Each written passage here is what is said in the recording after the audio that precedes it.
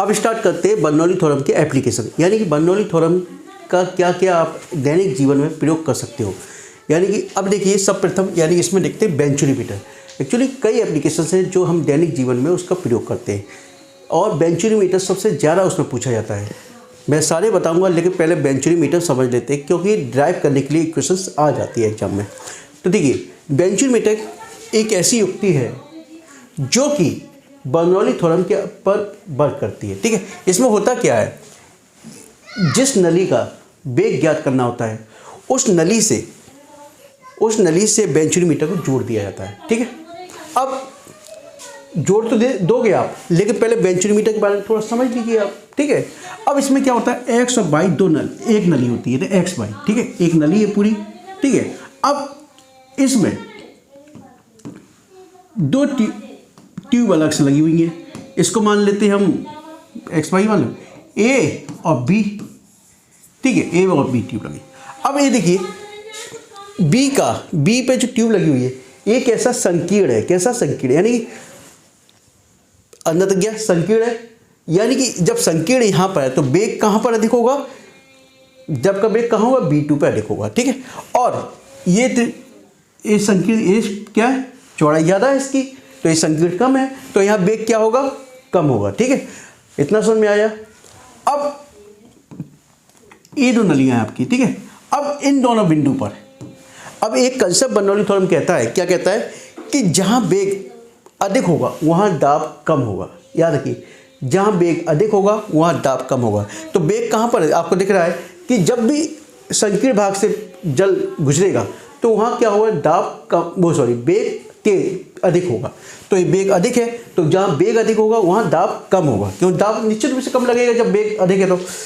तो यहाँ दाब क्या मान लिया मैंने, P2 मान लिया, और ये दाब कैसा मान लिया, कम होगा। कैसा होगा, कम होगा। ठीक, कम मान लिया। जबकि यह कैसा है, वाइड स्पेस ज़्यादा चौड़ा है ये हिस्सा, तो ये क्या है, यहाँ वेग क्या होगा, कम होगा। तो इस यहाँ पे दाब जो लगेगा अधिक लग रहा होगा। क्या लग रहा हो, अधिक। तो इसको P1 मान लेते हैं, क्या मान लेते हैं, P1। ठीक है, और P2। ठीक है, अब इसका जो क्षेत्रफल एरिया है, इस क्रॉस सेक्शन को, इस नली जो क्रॉस सेक्शन है इसका मान लिया हमने A1 मान लिया क्षेत्रफल, और इधर हमने A2 मान लिया। ठीक है, इतना समझ में आ गया, बताइए। अब इन दोनों दाबांतर के आधार पर, यानी दोनों के बीच के अंतर, जो दाब का अंतर आता है उसके आधार पर किसी भी जो नली में बहने वाले द्रव की गति को या दर को हम ज्ञात कर लेते हैं। ठीक है, तो देखें कैसे करते हैं। पहला एक्स रे पर प्रवेश करने वाले द्रव का वही सिंपल सा तरीका आप जानते हो। आप क्या फॉर्मूला जानते हो, पहले तो हम देखो सिंपल सा, क्योंकि देखिए आप ड्राइव करना सीखो उससे पहले आपको कंसेप्ट बिल्ड होने चाहिए। ठीक है, तो आप क्या करोगे पहले, और एक सबसे बड़ी बात है, एक क्षैतिज तल पर समान हाइट पर रखी गई है, यानी क्षैतिज पे रखी गई है, तो हाइट से मतलब नहीं है। तो आप देखिए इक्वेशन क्या होता है अपना, P1 plus 1/2 rho B1 square plus रो GH1। क्यों, जिस दिन आप ये सीख गए ना कि हमको क्या जरूरत है अब क्या नहीं है, 1/2 रो B2 स्क्वायर प्लस रो GH2, यही होता है इक्वेशंस। लेकिन हाइट समान है, क्या है, हाइट समान है, यानी क्षैतिज तल पर रखी हुई है। तो हमें इक्वेशन की क्या जरूरत पड़ेगी, P1 plus P2 1/2 rho B1 square equal to P2 plus 1/2 rho B2 square. ठीक है, यही है। अब P1 minus P2 equal to, ये तो ले आए 1/2 रो B2 स्क्वायर माइनस जे तक पहुंचा दो B1 स्क्वायर। ठीक है, इतना समझ में आ गया, बताइए। अब देखिए, इसको मैंने इक्वेशन मान लिया। ठीक है, क्या मान लिया, equation 1। But we know that क्या जानते हैं हम जानते हैं कि date A1 B1 equal to A2 B2। ठीक है, तो A1 अपॉन A2 बराबर क्या हो गया, जेरा चला गया B2 अपॉन B1। तो ठीक है, B2 अपॉन B1 इसे करना है, मुझे क्या करना है, B2 अपॉन B1 करना है। बोलते कि B नोट जाए। अब देखिए इसको साफ कर देता हूँ ऊपर।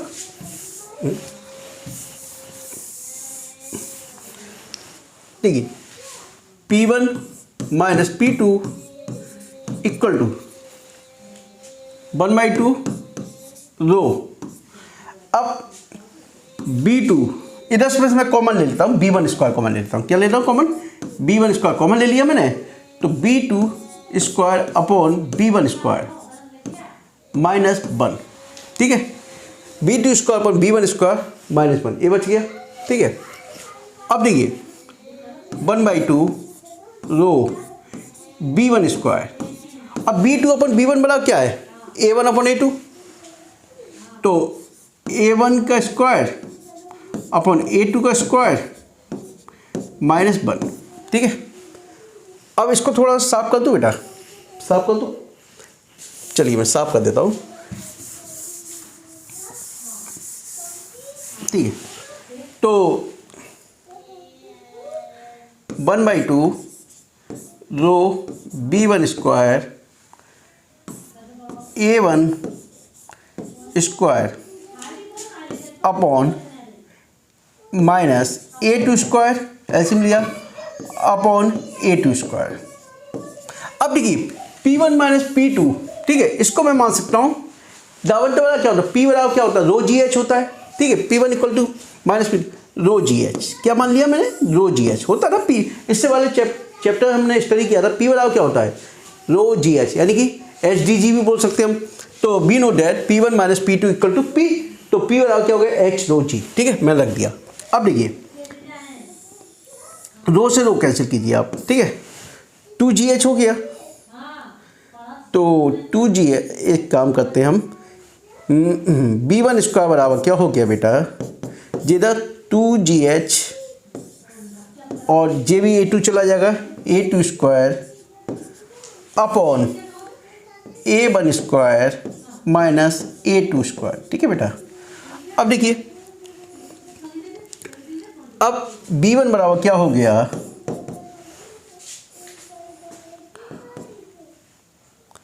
अंडर में लगाओ 2GH और A2 बाहर निकाल दीजिए, अपॉन जे हो जाएगा पूरा A1 square minus A2 square. ठीक है, B1 स्क्वायर B1 बराबर जी, क्या इतना हो गया आपका 2GH A2।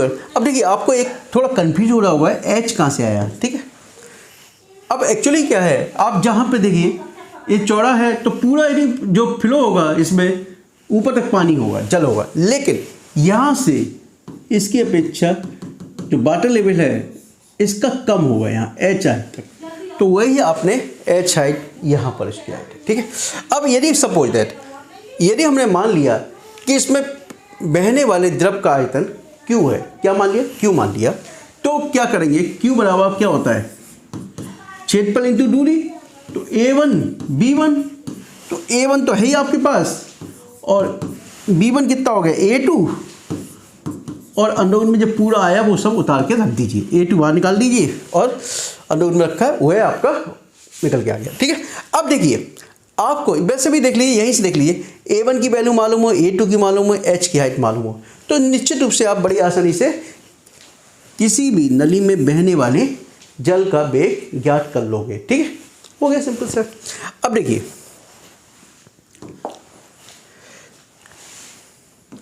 दूसरा एग्जाम्पल देखते हैं हम। चलिए, इससे पहले हम लोग स्टडी कर रहे थे बर्नौली थ्योरम के एप्लीकेशन, अर्थात एप्लीकेशंस ऑफ बर्नौली थ्योरम, यानी बर्नौली थ्योरम का दैनिक जीवन में क्या क्या प्रयोग है। ठीक है, अब उसमें हमने वेंचुरी मीटर का अध्ययन किया था, आज देखेंगे। आपने देखा होगा अन्य उसके एग्जाम्पल है, एप्लीकेशंस है। देखिए आपने देखा होगा कि एरोप्लेन, जो एरोप्लेन होते हैं उसके जो पंख होते हैं वो इस तरीके से क्यों बनाए जाते हैं। ठीक है, या एरोप्लेन के जो है ऊपर अपलिफ्ट कैसे करता है, उड़ता कैसे। ठीक है, अब देखिए जो इसके पंख है, इसके आकार इस तरीके से क्यों बनाए जाते हैं ना, देखिए आपको, ठीक है। अब देखिए सिंपल सा फॉर्मूला होता है। आपको पहले तो एक बात मैं बता दूं आपको, जहां भी वेलोसिटी अधिक होगी वहां प्रेशर कम होगा, याद रखिए। यानी वेलोसिटी अधिक, प्रेशर कम, और वेलोसिटी कम, प्रेशर अधिक। एक कंसेप्ट बर्नौली थ्योरम पे कार्य करते हैं, ठीक है, अकॉर्डिंगली, ठीक है, इतना याद रखिए आप। अब देखिए, आपने देखा, इसको थोड़ा साफ कर दूँ, जैसे हवा आ रही है, ठीक है, तो जैसे हवा सामने से आ रही है कहीं, तो ये देखिए, पहली बात तो ये देखिए ऊपरी हिस्सा ये उभरा हुआ है, कैसे, ऊपरी हिस्सा ये उभरा हुआ है, कैसे, जो पंखुड़ी है इसकी, जो पंख ये उभरा हुआ है, कैसे उभरा हुआ है, देखिए ऊपरी हिस्सा उभरा हुआ है, जबकि अंदर का हिस्सा क्या होता है, ढसा हुआ होता है, कैसा, ढसा हुआ। अब जैसे सामने से हवा आ रही है, ठीक है, सामने से हवा आ रही है, तो ऊपर वाले यानी उभरे हुए भाग में अधिक दूरी तय करनी पड़ेगी, ये देखिए अधिक दूरी तय करनी पड़ेगी, ठीक है। और सपोज ऊपर वेलोसिटी आपकी क्या है, v1 है, क्या है, वेलोसिटी v1 है। जब अधिक दूरी तय करनी पड़ेगी, और तो वेलोसिटी भी उसकी अधिक है, ठीक है, यानी कि उसका वेग भी अधिक है। तो वेग अधिक है तो यहाँ प्रेशर क्या होगा, कम होगा, क्या होगा, प्रेशर कम होगा। जबकि नीचे दूरी कम तय करनी पड़ती है, नीचे दूरी कम तय करनी पड़ती है, और उसका वेग क्या होगा, v2 मान लीजिए, और दूरी कम तय करनी पड़ेगी तो उसकी वेलोसिटी भी कम रहेगी, क्या रहेगी, वेलोसिटी भी कम है, ठीक है। और दूसरी बात, पहला उभरा हुआ होता है, जो उभरा हुआ रखते हैं, और अंदर क्या होता है, धसा हुआ होता है। अर्थात ऊपर की जो वक्रता त्रिज्या है वो अधिक होती है और नीचे की वक्रता त्रिज्या कम होती है, ठीक है। ऊपर जब अधिक दूरी तय करनी पड़ेगी तो उसकी वेग अधिक होगा, जबकि नीचे कम है। ऊपर वेग अधिक होगा तो दाब कम होगा, जबकि नीचे वेग कम है तो दाब अधिक है, ठीक है। और इसी के कारण नीचे दाब अधिक है तो नीचे दाब अधिक लगता है, क्या लगता है, अधिक लगता है, जिसके कारण ऊपर उठता है, ठीक है, याद रखिए। यानी जिसके कारण ऊपर उठता है, क्योंकि यहाँ दाब नीचे से ऊपर की ओर लग रहा है, ठीक है, कैसे लग रहा है, नीचे से ऊपर की ओर लग रहा है, ना कि ऊपर से नीचे की ओर, ठीक है।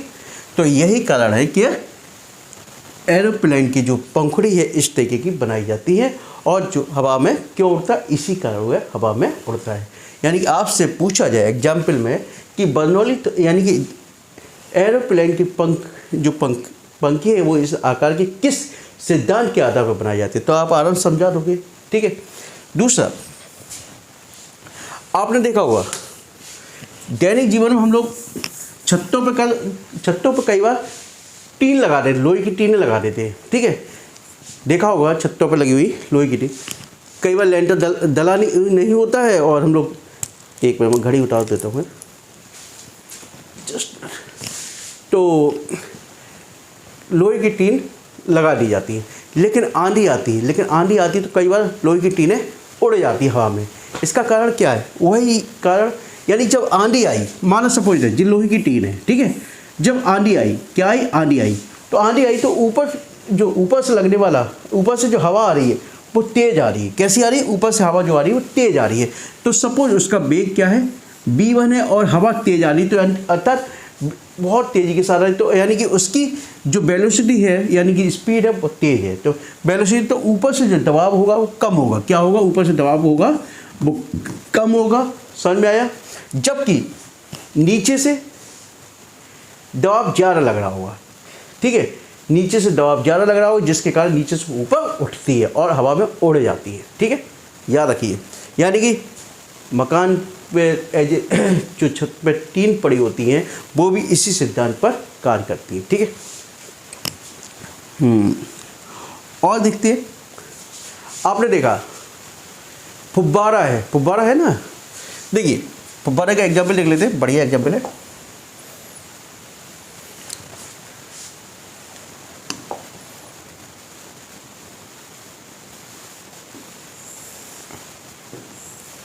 फुब्बारा है, ठीक है।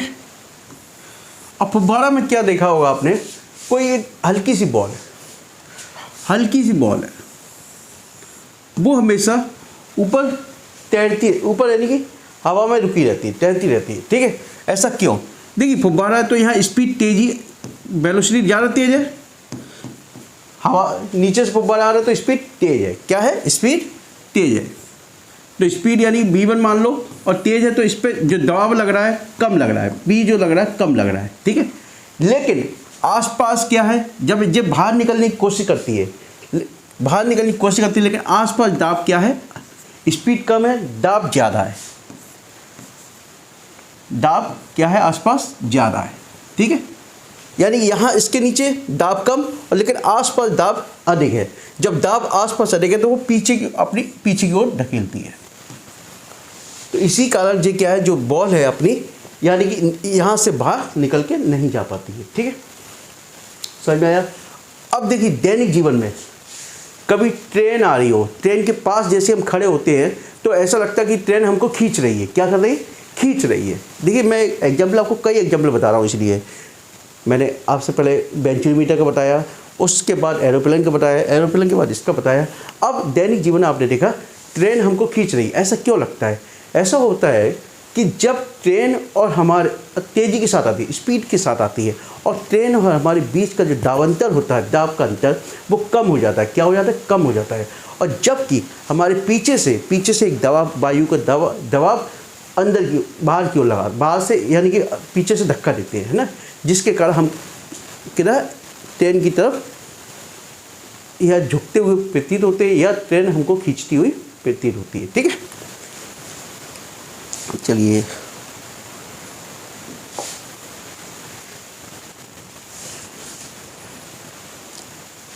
बचपन में हम लोग एक खिलौना आता था, हम लोग फूंक मारते थे, स्टे की फूंक मारते थे और बॉल ऊपर तैरती रहती थी, ऊपर जैसे फूंक मारी और ऊपर ही तैरती रहती थी, है ना।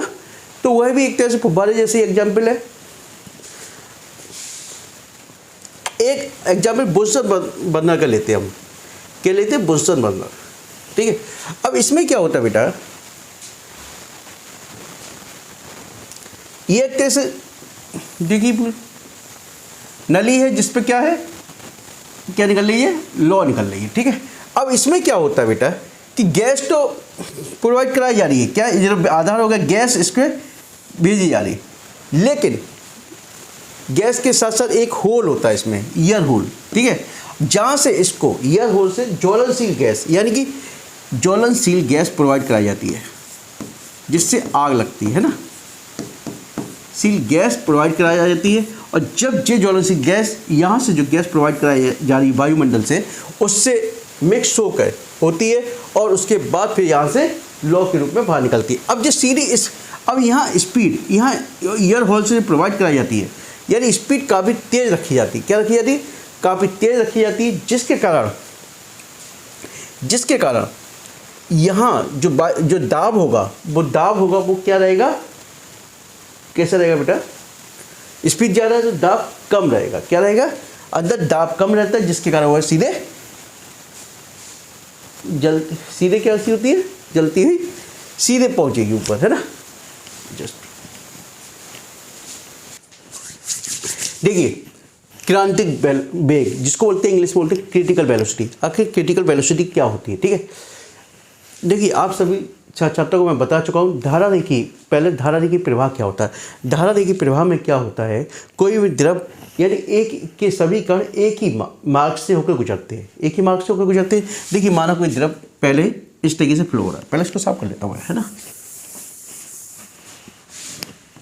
मैंने बनाए रखा था इसलिए कि आपका टाइम बर्बाद ना हो, है ना। ठीक है, अब माना द्रव इस तरीके से फ्लो हो रहा है, धारा देखी है, फ्लो हो रहा है।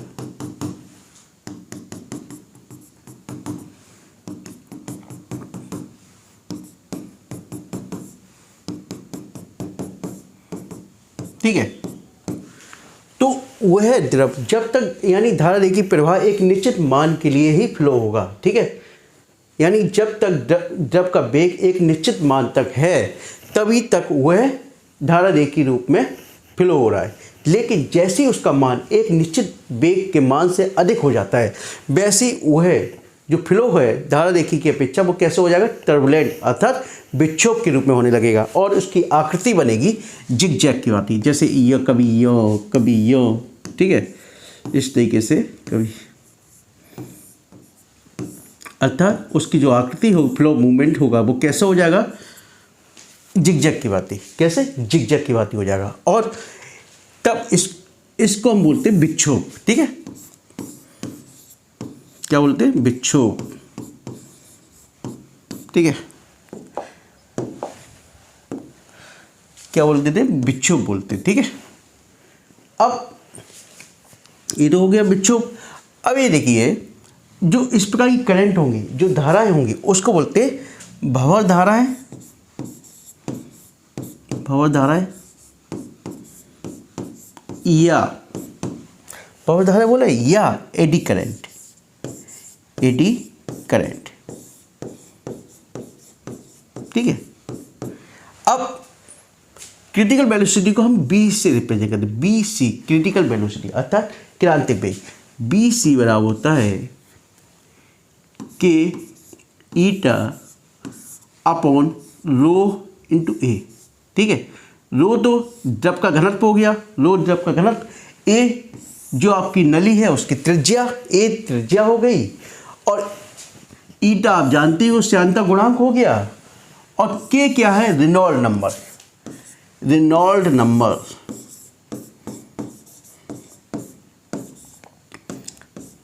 ठीक है, रेनॉल्ड नंबर। अब देखिए, रेनॉल्ड नंबर की वैल्यू अलग अलग होती है। जब एक धारा रेखी प्रवाह के रूप में बह रहा है तब रेनॉल्ड नंबर की जो वैल्यू होगी 0 से लेके 2000 तक। अब ये ऑब्जेक्टिव टाइप क्वेश्चन बन गया, नहीं बन गया? यानी जब कोई द्रव धारा रेखी तरीके से प्रवाह हो रहा है तो उसके रेनॉल्ड नंबर की वैल्यू कितनी होगी? 0 से लेकर 2000। लेकिन जैसे ही उसकी जो टर्बुलेंट रूप से होगा, यानी कि अर्थात जैसे ही उसमें क्रांतिक वेग से अधिक हो जाए और विक्षोभ उत्पन्न हो जाए तो इसकी वैल्यू कितनी हो जाएगी? लगभग 3000 के आसपास होती है। कितनी? n इक्वल टू हो जाएगा 3000। ठीक है, लगभग 3000 के आसपास, 3000 के आसपास हो जाती वैल्यू। हट कैसे है?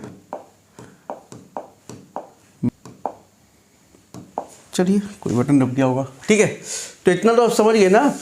चलिए, अब ईटा, हाँ, ये वैल्यू आपकी हो गई। अब देखते हैं श्यानता।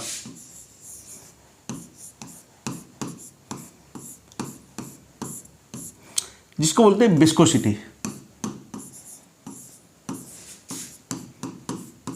ठीक है, अब आपने देखा था इससे पहले फ्रैक्शन वाला चैप्टर आपने पढ़ा था, फ्रैक्शन पढ़ा था ना, तो फ्रैक्शन में आपने देखा था कि यदि कोई गाड़ी इधर जा रही है, इस डायरेक्शन में जा रही है, तो एक अपोजिट डायरेक्शन में एक फोर्स कार्य करता है जो कि उसकी सापेक्षिक गति का विरोध करता है, यानी कि उसकी स्पीड को कम करने की कोशिश करता है। ठीक है, तो इसी को हम फ्रैक्शन बोलते हैं। अब इसी प्रकार से जब द्रव किसी फ्लो कर रहा है, यानी कि प्रवाहित हो रहा है, तो उसके मध्य में भी, परतों के मध्य में भी सापेक्षिक गति का विरोध होता है, अर्थात उनके मध्य में भी फ्रैक्शन कार्य करता है। बता रहा हूँ कैसे कार्य करता है। ठीक है, टेंशन मत लो।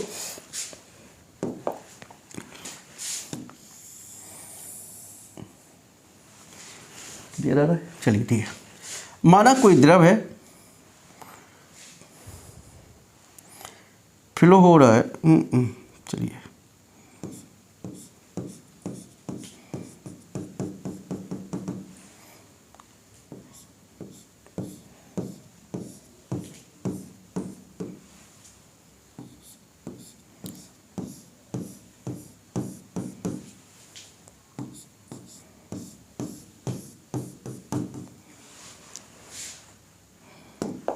माना ओ एक्स है। ठीक है, माना कोई द्रव है जो क्षैतिज पर यानी ओ एक्स के सापेक्ष फ्लो हो रहा है, ओ एक्स पर। ठीक है, फ्लो हो रहा है। ठीक है, अब जो बिल्कुल सतह पर होंगे, ठीक है, यहाँ पर है, ठीक है, ये लगभग शांत ही होंगे, एक तरह से शांत होंगे। ठीक है, और इनसे अधिक स्पीड इस परत, इस लेयर की होगी, और उससे अधिक स्पीड इस लेयर की होगी। ठीक है, इस लेयर की होगी, और इससे अधिक स्पीड इस लेयर की होगी, और इससे अधिक सर्वाधिक स्पीड इसकी होगी। ठीक है, कैसे? क्योंकि हमेशा याद रखिए कि हमेशा जो मोशन होता है, यानी कि प्रवाह गति करते हैं, तो हमेशा अपनी सापेक्षिक गति यानी कि गति का विरोध करते हैं, यानी कि जो नीचे वाले उसकी ऊपर की विरोध करेंगे, और नीचे वाला, और देखिए नीचे वाला विरोध करता है तो इसको पीछे धकेलने की कोशिश करता है, किसके, अपने से ऊपर वालों को पीछे की ओर धकेलेगा। कैसे, पीछे की ओर, जबकि ऊपर वाली परत नीचे वाले को आगे की ओर धकेलेगी। याद रखिए, ये दिमाग में बैठा लीजिए, यानी नीचे वाली परत ऊपर की ओर और ऊपर वाली परत नीचे की ओर मॉलिक्यूल्स को अर्थात अणुओं को धकेलने की कोशिश करती है। ठीक है, इसी प्रकार से देखिए, तो यहाँ का माना स्पीड v1 है, ठीक है, और यहाँ की स्पीड v2 है, और ये v3 है यहाँ के अणुओं की, और ये v4 है। ठीक है, अब सर्वाधिक स्पीड किसकी होगी, v4 की होगी। किसकी, v4 की, क्योंकि इसमें क्या है, एक ही तरफ से अपोज हो रहा है। ठीक है, अब यहाँ देखिए, ये इसको पीछे की ओर धकेलेगी, किधर, पीछे की ओर, जबकि ऊपर वाले अणु नीचे वालों को आगे की ओर धकेलते हैं। याद रखिए, ठीक है, अर्थात द्रव की परतों के मध्य में क्या होता है, एक फ्रिक्शन कार्य करता है जो कि उसकी गति का विरोध करता है। इसी को हम बोलते हैं श्यानता, श्यान बल, इसी को बोलते हैं हम श्यान बल। ठीक है, जैसे हम उसमें घर्षण बल बोलते हैं, घर्षण बल अर्थात फ्रिक्शन, और यहाँ पे इसको बोलते हैं श्यान बल। ठीक है, जो कि इसकी सापेक्षिक गति का विरोध करता है, और इसके इस गुण को क्या कहते हैं हम, विस्कोसिटी कहते हैं। ठीक है, इतना समझ में आ गया। चलिए, विस्कोसिटी हो गया। चलिए अब श्यानता देखते हैं, और इसमें विस्कोसिटी हो गया, श्यानता। अब एक टॉपिक देखते हैं, श्यानता एंड श्यानता गुणांक, इसी में जोड़ देते बेटा, है ना। श्यानता गुणांक इंपॉर्टेंट टॉपिक है। ठीक है, श्यानता समझ में आ गया ना। अब पहले, इससे पहले कुछ एग्जाम्पल देख लेते हैं। ठीक है, देखिए, आपने देखा शहद है और जल है, जल में पानी और शहद में देखते, आप जानती हो जब किसी कीप में इसको नीचे गुजारते हैं तो क्या करेंगे, तो कीप में से द्रव तो आसानी चला जाएगा, लेकिन इसमें क्या होता है, क्या बोलते हैं, शहद आसानी से नहीं जा पाता है। ठीक है, क्यों नहीं जा पाता, क्योंकि इसके परतों के मध्य में श्यानता गुण जो होता है, श्यान बल अधिक कार्य करता है। ठीक है, जो कि उसकी सापेक्षिक गति को विरोध करता है, अर्थात वो गाढ़ा होता है, तो जब गाढ़ा होगा तो क्या होगा, यानी कि इनके परतों के मध्य में श्यान बल अर्थात सापेक्षिक गति का विरोध होगा। ठीक है, इसी प्रकार से आपने देखा होगा कि इंसान, हम लोग वायु में चल लेते आ रहा हूँ, ठीक है, लेकिन जब पानी में तैरते हैं तो उतनी स्पीड से नहीं तैर पाते। क्यों, क्योंकि वायु में जो कार्य करता है श्यान बल, अर्थात जो फ्रिक्शन इसको बोलते हैं हम लोग उसमें।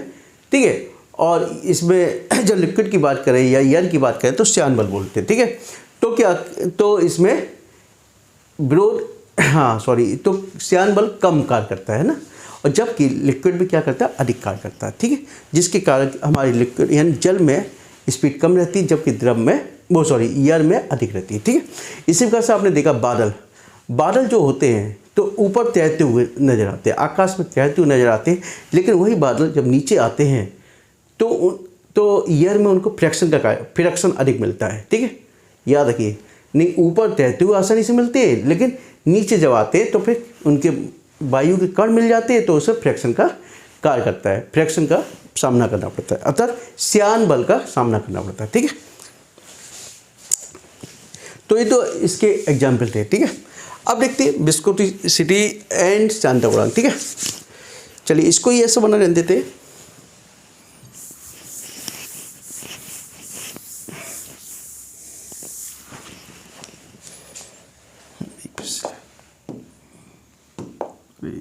चलो इस तरीके से तो मैं हटा ही नहीं पाऊंगा इसको मैं, चलो मैं दूसरी कलर की बना देता हूँ लाइन, तो ज़्यादा सही रहेगा। ठीक है, पहली वाली तो आपकी यही बन गई है। ठीक है, पहली तो आपकी ये बनी हुई है, वो है, दूसरी मैंने ये बना दी। ठीक है, तीसरी मैंने एक और बना ली। ठीक है, ठीक है, पेन दे लो। वही माना कोई द्रव है, धारा रेखी प्रवाह से बह रहा है। ठीक है, बहने दीजिए भाई। अब एक परत इसकी माना पी क्यू है, क्या है, पी क्यू है, जिसकी यहाँ से यहाँ तक की दूरी कितनी मान लिया मैंने, जेड मान ली। क्या मान ली बेटा, जेड। ठीक है, माना कोई द्रव ओ एक्स के समांतर बह रहा है, ठीक है, या क्षैतिज रेखा पर बह रहा है, जिसकी दूरी ओ एक्स से पी क्यू तक की जेड मान ली। ठीक है, और इसकी दूरी आर एस, पी क्यू और आर एस के मध्य में हमने डेल जेड मान ली। क्या मान ली, डेल्टा जेड।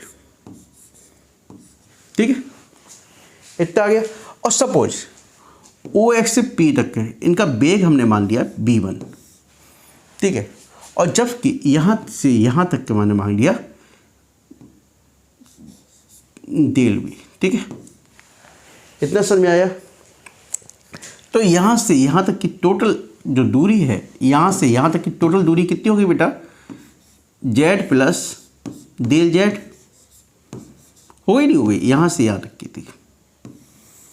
ठीक है, यानी आर एस की यहाँ से ओ एक्स से दूरी कितनी होगी, जेड प्लस डेल जेड। इसी वजह से बेग क्या, बी प्लस डेल्टा बी। ठीक है, इतना समझ में आ गया, नहीं आया, बताइए मुझे, आप बताइए। ठीक है, अब देखिए पी क्यू और आर एस के मध्य में जो दूरी है वो कितनी है, डेल्टा जेड है। ठीक है, और पी क्यू आर एस के मध्य में जो वेग परिवर्तन है वो कितना, डेल्टा वी है। ठीक है, समझ में आ गया, नहीं आ गया। तो इन दोनों के मध्य में प्रवाह की दिशा अतः वेग परिवर्तन, वेग परिवर्तन क्या होगी बेटा, delta B upon delta Z. ठीक है, इतना आ गया, बोलो। तो द्रव की परतों के मध्य कार्य करने वाला श्यान बल किन किन के ऊपर निर्भर करेगा, देखो।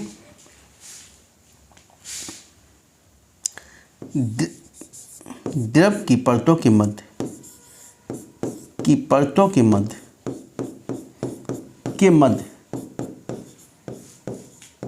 श्यान बल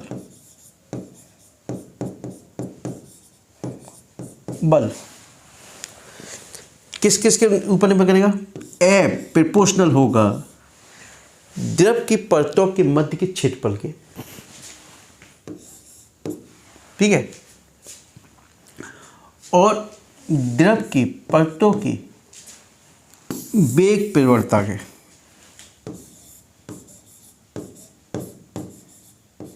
ठीक है, ठीक है, यानी कि द्रव की परतों के मध्य कार्य करने वाला जो बल होगा, ठीक है, श्यान बल, वो इन पर यानी संपर्क में, इन दोनों परतों के संपर्क का क्षेत्रफल। ठीक है, परतों के मध्य में जो भी संपर्क हो रहा है उसका क्षेत्रफल ए, और इन दोनों परतों के मध्य वेग परिवर्तन इन दोनों के अनुपाती होता है। ठीक है, तो इसको ले लिया इक्वेशन 1, इसको ले लिया इक्वेशन 2।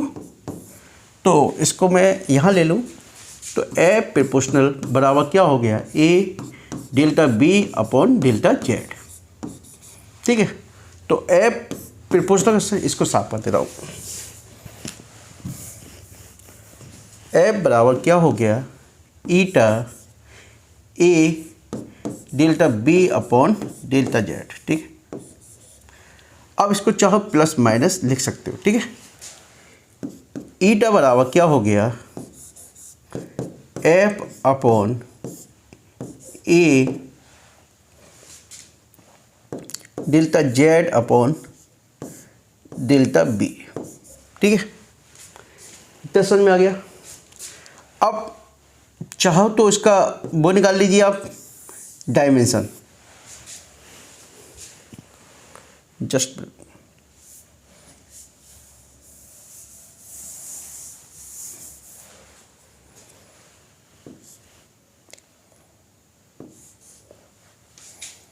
इसके एफ की क्या होगी, एम एल टी माइनस 2, ए की एल स्क्वायर,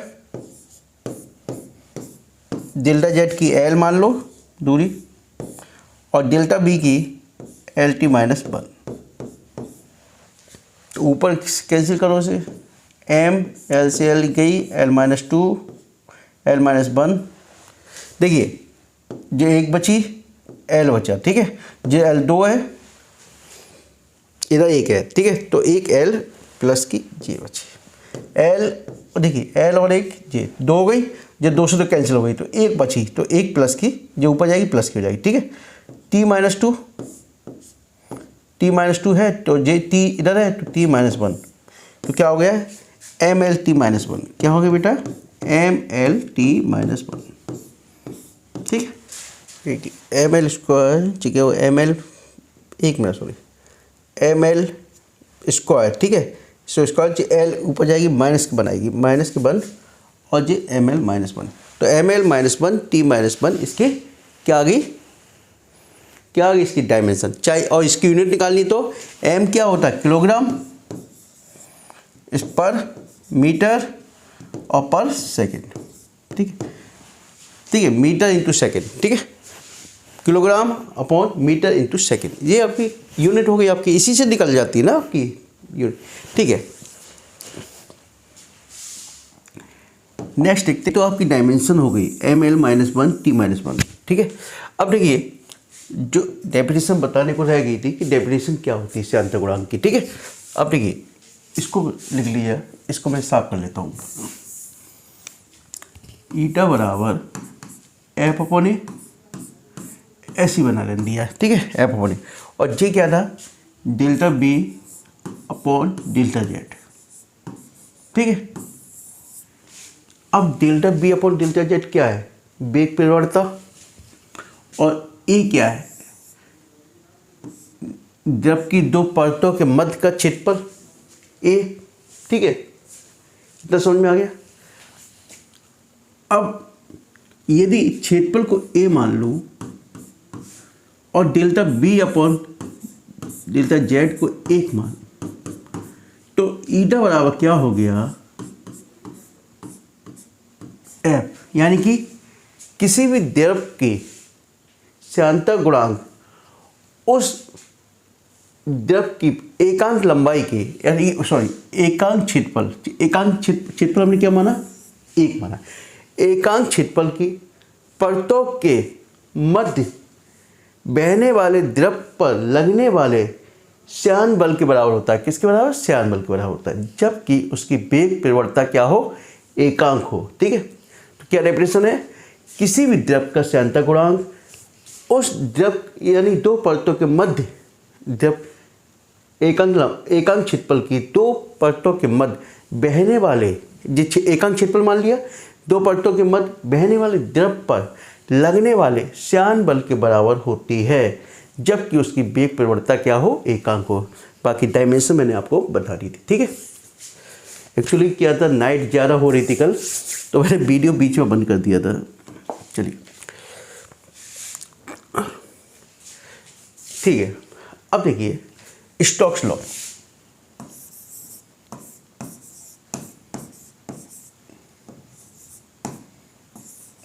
काफ़ी इंपॉर्टेंट है। स्टोक्स लॉ क्या कहते हैं, माना मैंने एक बर्तन ले लिया, पहले आपको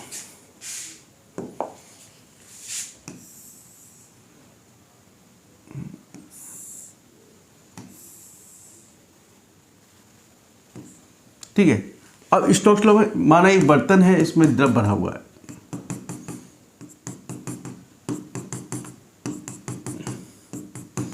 और इसमें एक ऊपर से कोई कांच की गोली गिरती है आके, गोल कांच की गोली गिरती है आके, मान ऊपर से गोली गिर रही है कोई,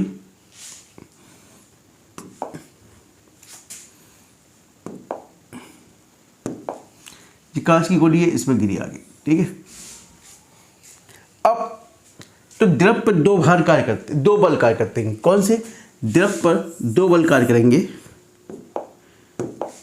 पर दो बल कार्य करते हैं, ठीक है, बल कार्य करते हैं। एक तो बल कार्य करेगा गोली का भार, गोली का भार, दूसरा बल करेगा उत्प्लावक बल, जो कि नीचे से ऊपर की ओर कार्य करता है। भाई नीचे गिरी, फिर उत्प्लावक बल आप पढ़ के आए हो 9th क्लास में, ठीक है, उत्प्लावक बल जो कि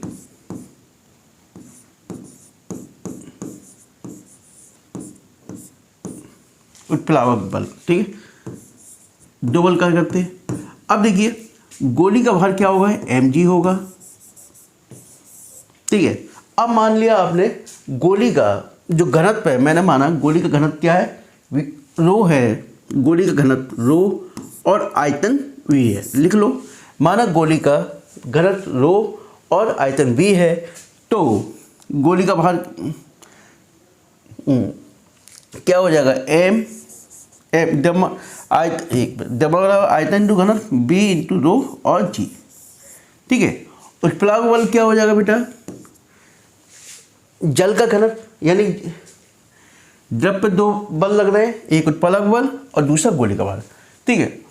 तो उत्प्लावक बल क्या हो जाएगा बेटा, यदि जल का घनत्व मैंने मान लिया रो, ठीक है, आयतन वही v और घनत्व g, ठीक है। इतना समझ में आएगा। अब कुल प्रभावी बल, कुल प्रभावी बल, कुल प्रभावी बल क्या होगा बेटा, यानी कि गोली के बाहर b रो g minus sigma v g। अब b g कॉमन ले लीजिए आप, तो क्या हो गया, रो माइनस सिग्मा, ठीक है, रो माइनस सिग्मा जी। अब देखिए जब कोई वस्तु ऊपर से नीचे गिरेगी तो क्या होगा, देखिए आसपास की तो हलचल कहाँ पैदा होगी, हलचल यहीं तो पैदा होगी, इसके नीचे पैदा होगी हलचल, हलचल पैदा होगी। जब हलचल पैदा होगी और जबकि इसके आसपास वाले मॉलिक्यूल्स कैसे विराम अवस्था में हैं, कैसे विराम अवस्था में, ठीक है। जब इसके नीचे हलचल पैदा होगी तो यहाँ से जो द्रव के नीचे की परतें हैं वो इसको अपोज करेंगी, क्या करेंगी, अपोज करेंगी, जो इसकी यानी श्यान बल कार्य करने लगेगा, उसके द्रव के नीचे की परतों के मध्य जस्ट इसके नीचे की पोजीशन पे श्यान बल कार्य करने लगेगा, जो कि इसकी गति का विरोध करेगा, ठीक है। और धीरे धीरे जैसे इसका मान बढ़ता जाएगा, यानी कि इसकी स्पीड बढ़ती जाएगी, वैसे वैसे श्यान बल का मान नीचे से ऊपर की ओर बढ़ता जाएगा। और एक कंडीशन ऐसी आती है कि श्यान बल इसकी गति को सीमित कर देता है, क्या कर देता है, सीमित कर देता है, और ये अपनी एक निश्चित चाल से मूवमेंट करने लगता है, ठीक है। तो इसी चाल जब यानी कि इसी निश्चित चाल को क्या बोलते हैं, सीमांत चाल, ठीक है, क्या बोलते हैं, सीमांत चाल बोलते हैं। तो नीचे से देखिए, तो नीचे से द्रव के द्वारा कार्य करने वाला श्यान बल क्या होगा बेटा, आप लिखेंगे नीचे से द्रव की परतों के द्वारा कार्य करने वाला श्यान बल। यदि आपने देखा, माना गोली की त्रिज्या क्या है, r है, ठीक है, r है, वेग v है, ठीक है, तो होगा 6 पाई r ईटा v, ठीक है। v यहाँ पर क्या है, चाल, यदि गोली की चाल क्या है, v है, ठीक है, ईटा श्यानता गुणांक है और गोली की त्रिज्या क्या है, r है, क्या है, त्रिज्या r है, और 6 पाई r ईटा v, ठीक है, श्यान बल होगा, ठीक है। अब यह श्यान बल यानी नीचे से कार्य करने वाला, नीचे से ऊपर की ओर कार्य करने वाला श्यान बल, और किसके बराबर होगा, ऊपर से यानी द्रव के किसके बल, द्रव पर जो बल लग रहे हैं उस पर, यानी ऊपर से गिरने पर द्रव पर कार्य करने वाले दो बल के जो बल है उस पर कार्य प्रवाही, या कह सकते प्रभावी बल के बराबर होता है, ठीक है। जस्ट मुझे एक्चुअली क्या आज की वीडियो थोड़ा डिस्टर्बेंस ज़्यादा हुआ, कभी कोई आ गया, ठीक है। अब देखिए कुल प्रभावी बल, ठीक है, ये आ गया था। अब द्रव पर देखिए, द्रव पर नीचे की ओर कार्य करने वाला प्रभावी बल और द्रव के, देखिए आज थोड़े डिस्टर्बेंस ज़्यादा हो गया वीडियो में, ठीक है, क्योंकि कभी कोई आ गया आज, ठीक है। अब देखिए ये क्या है, ऊपर से नीचे की ओर, यानी कि जब वस्तु गिर रही थी, अर्थात गोली गिर रही थी, तो ऊपर से नीचे की ओर प्रभावी बल एक कार्य कर रहा था, ठीक है, जो मैंने निकाला, ठीक है। वह बल क्या होगा, नीचे से ऊपर की ओर कार्य करने वाला श्यान बल के बराबर होगा, किसके, श्यान बल, ठीक है। तभी तो वस्तु धीरे धीरे उसकी चाल एक कांस्टेंट हो पाएगी। तो देखिए, तो F बराबर क्या हो गया बेटा, प्रभावी बल कितना है, we ji rho minus sigma. ठीक है, क्लियर आ रहा है, इसमें नहीं आ रहा हुआ तक, ठीक है, हाँ ठीक है। और एफ बराबर कितना है, 6 पाई आर ईटा वी बराबर बी जी रो माइनस सिग्मा। ठीक है, ठीक है, और क्लियर। एक्चुअली मैं देख रहा था रिकॉर्डिंग थोड़ी हो पा रही, नहीं हो रही उधर, क्लियर। ठीक है, इसको मैं इधर लिख ले रहा हूँ बेटा, थोड़ा स्पेस कम है उधर। तो देखिए यदि गोल छर्रा है या तो गोली है, ठीक है, तो उसकी रेडियस आर है, तो उसका आयतन क्या होगा, 4/3 पाई आर क्यूब। तो इसको लिख सकते हैं हम 6 पाई आर ईटा वी बराबर 4, वॉल्यूम कितना 4/3 pi R cube G rho minus sigma. एक आर से आर कैंसिल कर देना बेटा। ठीक है, 2 तिक्के 6, 2 दूनी 4, पाई से पाई कैंसिल कीजिए, तो ये लिख दीजिए b बराबर जे 3 इधर आ जाएगा 2/9, ये आर स्क्वायर बचेगा, आर स्क्वायर ईटा नीचे आ जाएगा। ठीक है, जी वेलोसिटी है ध्यान रखना। ठीक है, ईटा इधर आ जाएगा, R square G rho minus sigma. ये आपका चाल निकल के आई, क्या निकल के आई, चाल निकल के आई। ठीक है, b बराबर 2/9 R square upon eta G rho minus sigma. अर्थात चाल जो डिपेंड करेगी वो किसके ऊपर डिपेंड करेगी, इसके ऊपर, रेडियस के ऊपर। ठीक है, यानी चाल डिपेंड करती है किसके ऊपर, रेडियस के ऊपर, यानी गोली की त्रिज्या के ऊपर। ठीक है, समझ में आया। अब इसी बात पर हम सोचते हैं थोड़ा, दैनिक जीवन में भी इसके उपयोग क्या क्या होते हैं। ठीक है, देखिए तो निकल के आया b प्रोपोर्शनल डायरेक्ट किसका आ गया, आर स्क्वायर। ठीक है, जानते हैं। अब देखते हैं। ठीक है, आप पहला एग्जाम्पल देखिए। आज मोबाइल की मेमोरी फुल हो गई तो रिकॉर्ड करना भी मेरा बेकार हो गया। ठीक है, क्योंकि पता चला मैं यहाँ से देख रहा रिकॉर्ड हो रहा है, लेकिन वहाँ रिकॉर्ड ही नहीं हो पाया। ठीक है, अब देखिए यहाँ मैंने आपको बताया कि जो चाल होती है उसके जो रेडियस होगी, यानी गोली की त्रिज्या होगी, उससे स्क्वायर के अनुपाती होती है। यानी कि त्रिज्या का मान ज़्यादा होगी तो चाल का मान भी बढ़ेगा। तो सिंपल से एग्जाम्पल देख लेते हैं। इसको हटा देता हूँ बेटा मैं। आपने देखा वायु है, ठीक है, हवा हल्की हो ऊपर जाती है। ठीक है, हल्की होती है तो ऊपर जाती है ना भाई। जब कंसेप्ट पूरा ज्योग्राफी में देखेंगे, लेकिन ज्योग्राफी पढ़ने की जरूरत नहीं है, आप इतना मान के चलिए कि वायु जब हल्की होती है तो ऊपर उठना प्रारंभ कर देती है। और ऊपर क्या होता है, डस्ट पार्टिकल होते हैं। डस्ट पार्टिकल होते हैं तो डस्ट पार्टिकल से ये संघनित होने लगती है, चिपकने लगती है इकट्ठी, ऐसी छोटी छोटी गोलियां बना लेती हैं। ठीक है, और उस समय इनकी चाल इतनी कम होती है कि वो नीचे नहीं गिरती। क्या नहीं गिरती, नीचे नहीं गिरती, और हल्की भी होती हैं। हल्की भी होती है जिसके कारण ये बादल के रूप में तैरती हुई प्रतीत होती है। कैसी, बादल के रूप में तैरती हुई। लेकिन जैसे इनका साइज बड़ा होता जाता है, क्या होता है, साइज बड़ा होता है। ठीक है, पहला तो यही है, तैरती हुई प्रतीत होती, क्योंकि इनका आकार कैसा, छोटा है। ठीक है, लेकिन जब इनका साइज बड़ा हो जाता है तो फिर क्या हुआ, नीचे की ओर आना प्रारंभ करती, नीचे की ओर। ठीक है, तो नीचे की ओर जब आएंगी तो इस पर एक श्यान बल ऊपर की ओर क्या करेगा, जो कि किसके, हवा के मॉलिक्यूल्स के द्वारा।